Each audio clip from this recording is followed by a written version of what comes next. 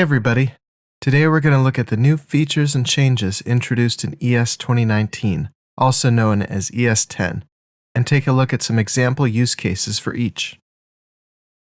There's two new methods available to arrays, flat and flatMap. The flat method will return a new array with any child arrays flattened. So first, I'm going to create an array of numbers. 1, 2, 3. And then in this array, I'm going to add another array of numbers. So you can see I have one array with the second array inside of that. Now, I'm going to use the flat method to take this array with the array inside it and flatten it down to a single array. And see, when I run this, our array, which had an array inside of it, has now been flattened to a single deep array. But what would happen if we had an array inside of this child array? So let's add that. 7, 8, 9. Now we have our array with an array inside that and an array inside of that. And if I run this again, you'll see that the array has been flattened, but only one level deep. This array still remains unflattened and inside of our parent array. In other words, the flat method will only flatten one level deep. If you want to flatten deeper than that, the flat method has an optional parameter to specify the depth. So if I set this to 2 and then run it again, you can see now our array is being flattened, and even this child within a child of the array is being flattened. Again, if you don't specify the depth when you call flat, it's going to default to 1. With the flatMap method, if you're familiar with the map method, this is essentially identical to calling map followed by flat. Let's take a look at an example of this. I'm going to take out my flat method and replace this with flatMap. And then inside of flatMap, I'm just going to specify an anonymous function to return whatever the first parameter is. When I run this, you'll see that there's no advantage to using flatMap over map in this case. Let's expand this a bit further by checking each value that's passed to the function. And if it's an array, return it. Otherwise, we'll multiply that value by 10. So if I change my function and add a check here to see, is it an array? If it is, I'm going to return it. If not, I'm going to take that value and multiply it by 10. So let's see what happens when we run this. So now you can see, as it went through each value in the array, when it found the first one, that value isn't an array, so it multiplied it by 10, and that's why we ended up with 10 down here. Same for number 2, 20, and number 3, 30. Now when it got to the array, it checked if it's an array, and since it was, it just returned that. And that's how we ended up with these untouched values here. Again, this would be equivalent to running map followed by flat. And if I comment this line out and just run this, where I'm running map followed by flat, you can see that it's producing the same exact result. FlatMap just provides an easier way to run map followed by flat. Next, we're going to look at the Object.fromEntries method. The Object.fromEntries method will take an array of key-value pairs and convert them into an object. First, I'm going to create an array of key-value pairs. I'll call them KV pairs. So we got our array, and inside there, I'm going to create my first pair. I'll say the key is 1 spelled out, and the value will just be a numeric 1. Do the same thing with the next one. 2 spelled out is the key, followed by a numeric 2. So we have our key value pairs. Now I'm going to create an object from those key value pairs using the fromEntries method. So if I call Object.fromEntries and I pass in my key value pairs, that will create an object using those key value pairs. And I'll log those out to the console to see what they look like when they're built.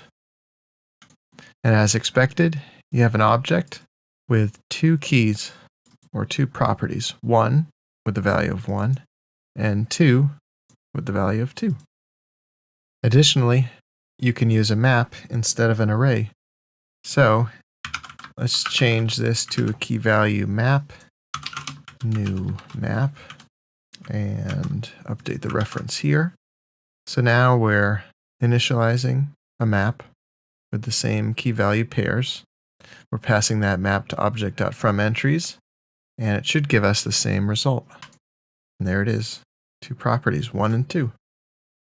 The strings have been given two new methods, trimStart and trimEnd.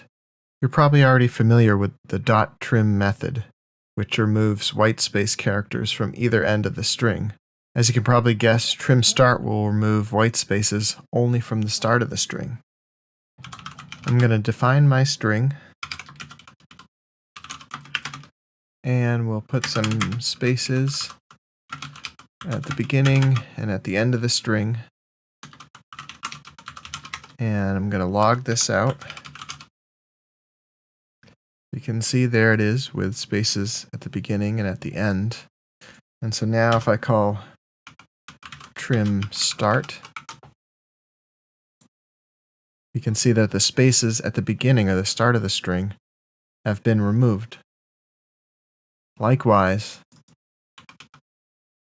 trimEnd is going to remove white spaces from the end of the string. So you can see those are gone now, and we only have the ones at the start of the string. So just like trim, these functions remove all whitespace characters, not just spaces, but also tabs and line endings. So if I put some of those in here, put a new line, put a couple of tabs. Now if I run this, you can see that it's still removed all the characters at the end here. Next, we're going to look at the new optional try-catch binding. So you've probably wrote some try-catch code like this before. Let's define a function that we know is going to throw an error. Next, we'll call our bad function. And we're going to catch it down here.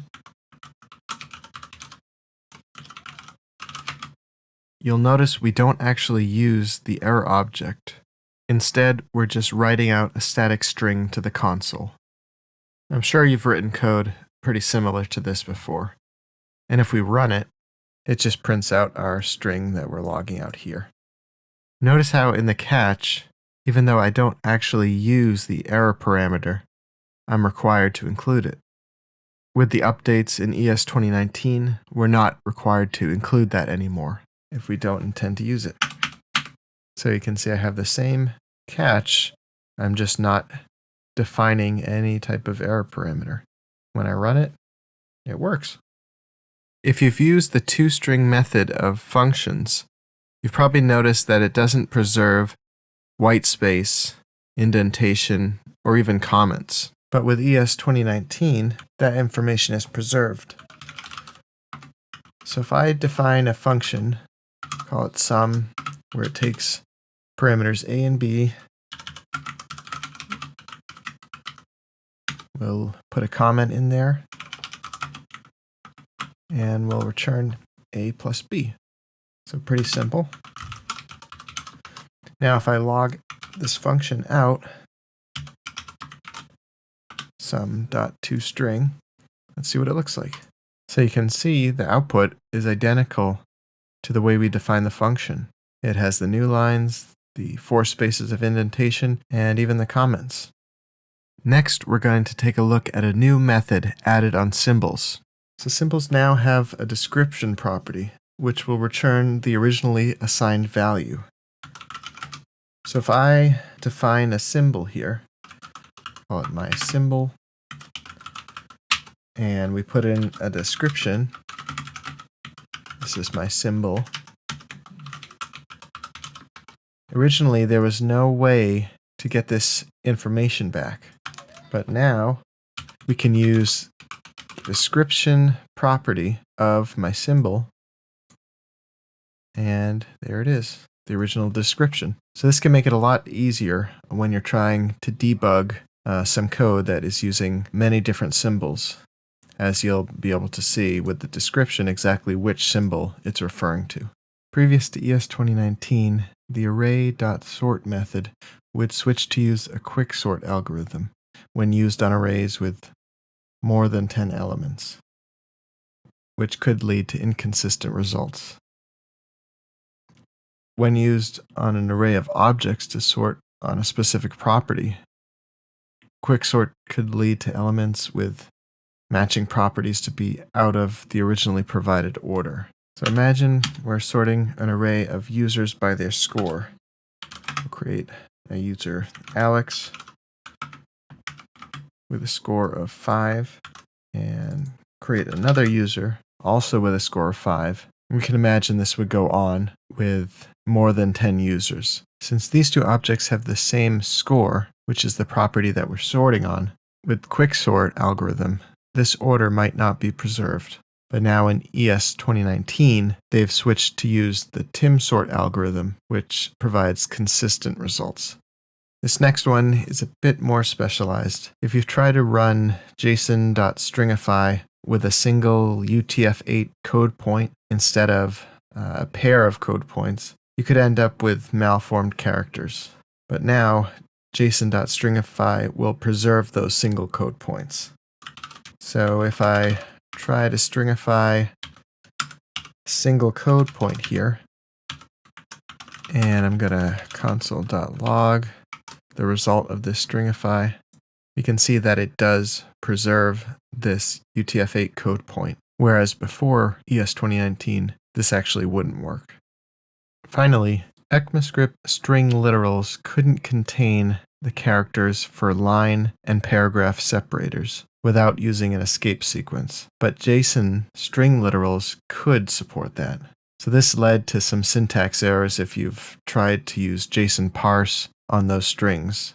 Now, JSON is considered a subset of ECMAScript with ES2019, and this means you're allowed to include those characters in ECMAScript, or JavaScript in this case, and you're able to convert freely between JSON and plain old strings. So now if I JSON parse a line separator, which is 2028, and we'll console.log this, you'll see that it is able to output the character. Because it's a separator, it doesn't actually have any visible character to render, but as you can see, it's able to parse that without throwing an error.